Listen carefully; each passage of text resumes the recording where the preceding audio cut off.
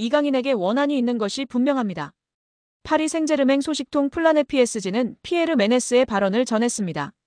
메네스는 루이스 엔리케 감독이 거의 항상 이강인을 기용하고 있는데 이해를 할 수 없다. 난 이강인이 밋밋하다고 생각한다. 드리블, 패스를 한 번도 하지 않고 위험을 감수하지 않으며 항상 볼을 뒤로 패스한다라고 말했습니다. 그는 이어서 이강인이 그라운드 위에 있을 때 아무것도 가져올 수 없다. 성가시다. 난 이강인을 좋아하지 않는다. 적어도 유니폼을 판매하는 일에는 능숙할 것이다라며 비꼬기도 했습니다. 이강인의 유니폼을 한국 축구 팬들이 많이 구매하는데 적어도 이런 일은 잘한다며 조롱한 것인데요. 메네스는 이전에도 이강인을 비판한 적이 있습니다. 이번 시즌 개막 전 이강인이 골을 넣었음에도 나는 이강인에 대해 처음부터 의구심이 있었다. 마요르카에서 뛰는 것을 봤을 때 드리블하는 것을 보았는데 PSG에 온 이후로 그렇게 드리블하는 것을 보지 못했다. 내가 틀리길 바라지만 완전히 확신할 수는 없다. 뒤로만 드리블하는 것 같고 PSG의 유니폼이 그에게 조금 부담스러운 것이 아닐까 걱정된다라고 말한 바 있습니다. 이강인을 지속해서 비판해오는 메네스 본인도 비판받을 일이 많은데요. 2021년 해설위원으로 활동하던 메네스는 성추행 논란으로 인해 퇴출당했었습니다. 정말 한국이든 프랑스든 어딜 가나 도라이는 어김없이 있는 것 같습니다. PSG가 공식 홈페이지를 통해서 루이스 엔리케 감독, 아슈라프 하키미, 비티냐, 누누 멘데스의 재계약을 발표했습니다. PSG는 우리는 엔리케 감독과 2027년까지 계약을 연장했다. 하키미, 비티냐, 멘데스는 2029년까지 재계약을 체결했다고 전했습니다. 이번 재계약으로 PSG는 대부분의 핵심 전력을 2028년 여름까지 보유할 수 있게 됐습니다. 주전급 자원 중에서 2028년 이전에 계약이 종료되는 선수는 2026년에 만료되는 잔루이지 돈나룸마와 2027년에 끝나는 파비앙 루이즈뿐입니다. 두 선수를 제외한 주전급 자원들은 모두 2028년 혹은 2029년까지 PSG 선수로 뜁니다. 이강인은 2028년까지 계약된 선수 중 하나입니다. PSG와 재계약을 체결한 세 선수의 중요성은 말로 다 설명이 불가능할 정도인데요. 풀백의 중요성이 날이 갈수록 중요해지는 현대축구에서 하키미와 멘데스를 잡은 건 매우 크다는 평가입니다. 하키미는 지난 시즌부터 유럽 최고의 풀백으로 인정받고 있으며 멘데스는 부상을 털고 돌아와 PSG의 왼쪽을 탄탄하게 지켜주고 있습니다. 핵심 미드필더인 비티냐도 마찬가지인데요. 현재 비티냐만큼 중원에서 사령관 역할을 해줄 수 있는 선수는 전 세계에 많지 않다는 평가입니다. 엔리케 감독의 전술 구현에서 매우 중요한 풀백과 수비형 미드필더를 잡았기 때문에 PSG는 후방부터 전방으로 이어지는 코어라인이 앞으로 3년 동안은 탄탄하게 지켜질 것으로 예상됩니다. PSG가 가지고 있는 목표는 딱 하나뿐입니다. 이미 프랑스에서는 적수가 없는 PSG이기에 유럽 최정상으로 인정받을 수 있는 유럽축구연맹 챔피언스리그 트로피를 원하고 있습니다. 킬리안 은바페가 레알 마드리드로 떠나면서 슈퍼스타는 잃었지만 PSG는 이제 조직력을 앞세워 UCL 트로피를 노리겠다는 계획입니다. 슈퍼스타 위주의 영입에서 벗어나 팀에 융화되고 조직력을 올려줄 수 있는 어리고 유망한 자원을 집중적으로 영입하는 중입니다. 이강인도 이러한 방향성에서 영입된 선수 중 하나입니다.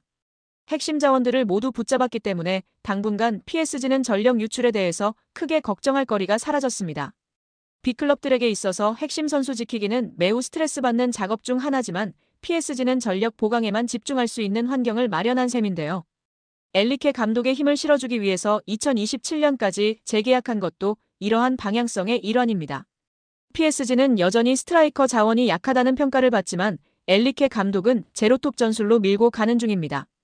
최근에 우스망 덴벨레가 새로운 역할에서 기량이 터지면서 PSG의 걱정을 덜어주고 있습니다. 이강인과 함께 UCL 트로피를 노리려는 PSG의 계획이 차근차근 진행 중입니다. 여기에 대한민국 골든보이 이강인의 잉글랜드 프리미어리그 이적에 탄력이 붙을 전망이다. 소속팀 파리 생제르맹이 이적을 허락했다는 소식입니다. 영국 노팅엄 포레스트 뉴스는 노팅엄 포레스트가 PSG 스타 이강인을 원한다면서 PSG는 이강인을 판매하기로 결정했다. EPL 구단들은 이제 이강인과 계약하기 위해 줄을 서고 있다. 노팅엄만 있는 게 아니다. 영입 전에는 맨체스터 유나이티드와 뉴캐슬, 토트넘도 있다. 다재다능한 공격수 이강인이 루이스 엔리케 PSG 감독 체제의 경쟁에서 밀려나자 모두가 그의 영입을 놓고 경쟁하고 있다고 전했습니다. 노팅엄은 올 시즌 EPL 매서운 돌풍으로 주목받는 팀입니다. 노팅엄은 무려 리그 3위를 달리며 매서운 돌풍을 달리고 있습니다. 시즌 성적 12승 3무 4패를 기록 중인데요. 선두 리버풀과 격차가 크지 않고 2위 아스널과 똑같이 승점 40점을 올렸으나 골득실에서 뒤져 순위가 밀렸을 뿐입니다. 노팅엄은 이 분위기를 유지하기 위해 1월 이적 시장에서 공격적으로 선수 영입에 나설 전망입니다. 매체는 노팅엄은 이달 새로운 선수를 찾을 예정이다. 하지만 영입하는 선수는 현재 선수단보다 업그레이드된 선수여야 한다고 강조했다. 이외에도 맨유, 아스널, 뉴캐슬, 토트넘 등이 이강인 영입에 관심이 있는 것으로 알려졌습니다. 애초 PSG는 이강인 판매에 부정적이었습니다. 프랑스 현지 언론들은 PSG가 이미 몇 차례 이강인 이적에 대한 제의를 받았으나 모두 거절했다고 강조했습니다. 하지만 입장이 바뀌었는데요. 금액만 맞는다면 이적 협상 분위기는 긍정적으로 흘러갈 것으로 보입니다. 축구 전문 온더미닛에 따르면 이강인과 PSG 모두 이별을 원한다. 이강인은 새로운 도전을 위해 PSG는 애매한 입지에 이강인을 팔고 현금을 확보하려고 한다는 계획이라고 전했습니다. 또한 프랑스 PSG 토크는 PSG가 이강인의 이적료로 4,400만 유로 약 660억 원을 원한다고 밝혔습니다. 부담스러운 금액이기는 하지만 맨유, 아스널 등 빅클럽들이 지불하지 못할 금액도 아닌데요. 이들이 이강인 영입을 결심했다면 적극적으로 움직일 전망이라고 시선이 지배적인 상황입니다. 맨유, 아스널, 뉴캐슬 모두 이강인 영입이 절실합니다. 맨유의 경우 측면 공격수 마커스 레시포드가 이적을 앞두고 있습니다. 깊은 부진에 좋지 못한 인터뷰로 루벤 아모림 신임 감독에게 제대로 찍혔습니다. 레시포드는 이적하고 싶다는 뜻을 드러냈습니다. 아스널도 에이스 부카요 사카가 햄스트링 부상으로 전력에서 이탈해 공격 보강이 필요합니다. 뉴캐슬도 팀 미드필더 미구엘 알미론의 이적설이 돌고 있어 보강이 필요합니다. 공격진 뎁스도 두터운 편인데요. 올 시즌 유럽 대항전 티켓까지 따낸다면 선수 보강은 필수 과제일 수밖에 없습니다. 뉴캐슬은 올 시즌 리그 5위에 위치한 상황입니다. 올 시즌 이강인은 PSG에서 팀 내 득점 순위 3위에 올라와 있습니다. 우스만 덴벨레와 브래들리 바르콜라를 제외하고는 이강인이 가장 높은 득점력을 뽐내고 있습니다. 미드필더 포지션도 함께 수행하기 때문에 득점 순위 3위는 놀라운 기록입니다. 이와 더불어 팀 내 도움 순위와 공격 포인트 순위에서도 3위를 기록하면서 공격의 핵심으로 분류되고 있습니다. 특히 기회 창출에서 이강인은 팀 내 최고 수준의 기록을 보유했는데요. 기회 창출이 45회로 2위인 덴벨레보다 높았고 빅찬스 창출도 12회로 팀 내 최고인 상황입니다. 음바페 없는 PSG의 왕은 덴벨레인 줄 알았는데 뚜껑을 열어보니 이강인이었습니다. 이탈리아 신문 가제타 델로 스포르트는 이강인 특집 기사를 보도했다. 매체는 뉴 슈퍼 히어로라는 영상을 통해 리얼리티쇼 스타에서 발렌시아 신성까지 라며 그가 걸어온 길을 조명했습니다. 가제타 델로 스포르트는 동양에서는 그동안 최고 수준의 스타가 탄생하길 애타게 기다렸다. 물론 전성기에 도달하고 있는 토트넘 호스퍼 손흥민이 있다. 하지만 이를 능가할 정도로 눈부시고 아름다운 축구 센스를 가진 사람이 있다. 바로 이강인이다. 이적료 8천만 유로의 숙명을 짊어질 선수다. 괴물이라고 기대감을 드러냈습니다. 이어 이강인의 어린 시절을 되돌아봤는데요. 매체는 위대한 태권도 사범의 아들의 전설을 6살 때 시작됐다. 미래 축구 선수를 꿈꾸는 쇼 프로그램에 출연했다. 10살 때 스페인으로 건너갔다고 전했습니다. 이강인의 특징에 관해서도 꿰뚫고 있었습니다. 가제타 델로 스포르트는 10번의 최적화된 선수다. 드리블을 하며 치고 나갈 때 공이 마치 그의 왼발이 붙어있는 것 같다. 자신의 동료를 향한 기회 창출에 능하다. 빼앗긴 공을 되찾아오려는 수비도 주목해야 한다. 이 정도 능력을 가진 선수 중에 드문 모습이라며 공수양면 갖췄다고 호평했습니다.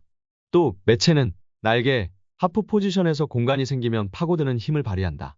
맨체스터 시티 소속이자 포르투갈 미드필더 베르나르도 실바와 비슷하다고 주장했습니다. 또한 이강인 선수가 초등학교 시절 인천 유나이티드 유소년 클럽 취미반에서 축구하던 시절 스승인 최진태 한국축구클리닉센터 감독은 이강인 선수와 약 3년간 함께하면 느낀 감정을 최 감독은 영광스러운 시간이었다고 추억했습니다. 최 감독은 이강인 선수 첫 인상에 대해 처음에 축구하러 왔다고 했을 때 걱정과 부담이 한가득이었다. 다른 선수들과 이미 몇 수 이상 실력차가 존재했다며 내가 가르칠 만한 선수가 아니었고 강인이 선수 생활을 망칠까봐 걱정도 됐다고 고백했습니다. 이강인 선수 부모님이 최 감독의 흔들리는 마음을 잡았습니다. 최 감독은 이강인 선수의 어머님이 강인이 맡기려고 찾아온 거다.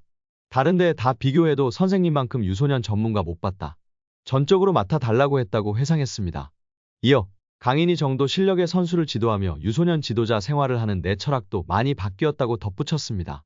최 감독은 이강인 선수의 천부적 재능을 인정하면서도 어린 시절 했던 공놀이가 지금의 이강인을 만들었다고 해도 과언이 아니라고 주장했습니다. 이강인의 재능은 당시 함께 지도했던 브라질 출신의 주닝요 코치도 매료되게 만들었습니다. 이강인 선수와 출전했던 대회 경기를 회상하며 최 감독은 이강인은 천부적 DNA가 있다는 것을 부정할 수는 없다. 다만사에서 5살부터 아버지가 운영하는 태권도 체육관에서 맨발로 공을 만지고 놀았다는 사실이 중요하다고 설명했습니다.